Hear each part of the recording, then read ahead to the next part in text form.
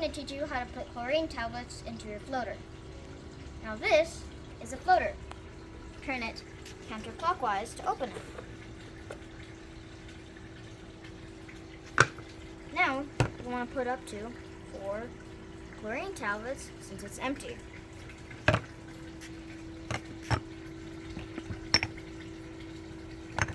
And by the way, don't breathe in the fumes or let children near this. To close it, you want to take these little tabs and put them in these slots right here.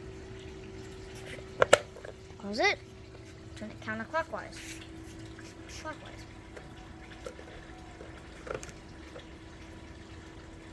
Now, this is for the chlorine tablet exposure. This is all the way closed. This is 1, and this is the most, which is 2. For now, we're going to put it at 2. When you're done with that, all you have to do is throw it into the pool.